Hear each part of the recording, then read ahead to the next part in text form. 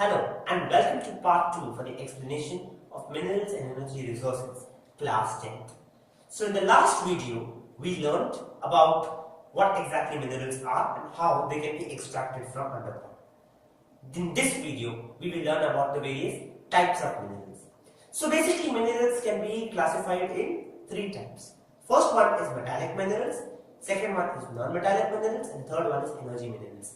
And within the metallic section you have ferrous, non-ferrous and precious minerals. Of course, non-metallic and energy minerals also have their categories within. So in this video we will primarily focus on the first two aspects, metallic as well as non-metallic.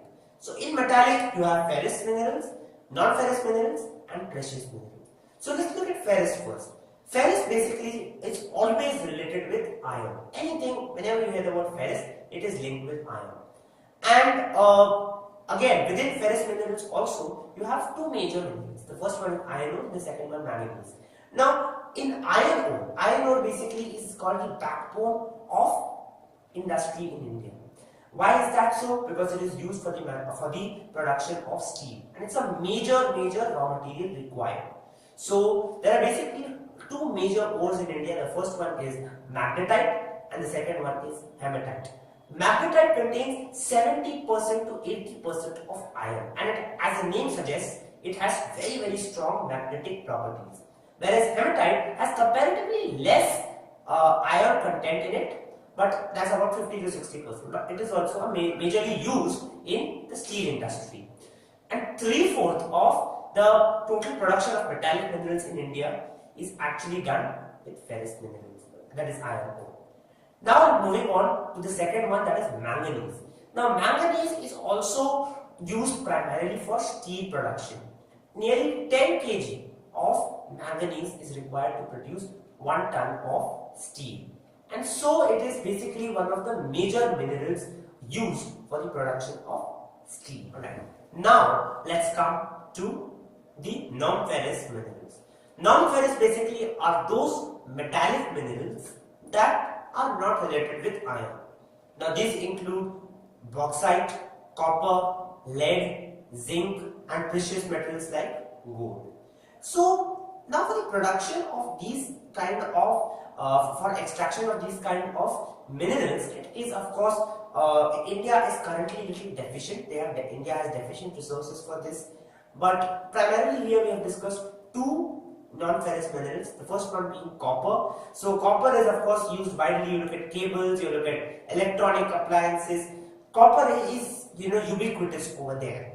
So Madhya Pradesh, Rajasthan, Jharkhand, these are basically the leading areas where copper can be, the ore for copper can be extracted. The second major non-ferrous mineral is that of bauxite. And bauxite is of course used for making aluminium, and it is basically, these deposits are formed by the decomposition of a wide variety of rocks rich in aluminium silicates. So after those rocks decompose, then you can find bauxite over there. And basically it's quite, aluminium is a very important metal, so it's used for various, you would have seen the aluminium foil of course, but it is also used in wires because of course of its extreme malleability. So it can be basically broken into sheets also. So that is why aluminium is something that is pervasive. It's used for a lot of purposes in day-to-day life, and that's what makes bauxite a very important non-ferrous mineral. Alright, let's now come to the non-metallic minerals. Now in non-metallic minerals, you have first of all mica, which is very malleable, extremely malleable. So it can be made of a series of plates or leaves. So you can basically you can break it into many sheets, as many sheets as you want to. So it can be clear, black, green, red, yellow or brown. So various colors can be found. And basically mica is extremely shiny as well. So it is also used in paints, for greasing. So various aspects here, because of its great insulating properties. It is also used as an insulator in thermal plants. So it has a lot of uses, and that's why it is indispensable in the industries. So it is produced majorly in Ajmer, Rajasthan and the Nellore mica belt of Andhra Pradesh. But the leading producers that is found in the Chota Nagpur plateau. So that is about mica. Moving on to limestone. The limestone is found in sedimentary rocks which contain calcium carbonates or calcium and magnesium carbonates. Now, what are the various uses of limestone? So limestone is of course used for manufacturing a quicklime, that is calcium oxide, and slate lime, that is calcium hydroxide. It is of course used in the cement industry as well, and it is also used to basically neutralize acidic, when soil has too much acidic content, to neutralize that pulverized limestone, that is which is broken into smaller pieces, that is used for the neutralization effect. Now now this is about limestone and how it is a rock mineral.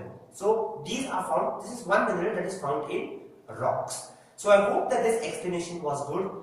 In part 3, the next part, we will be discussing about conservation of minerals. Thank you.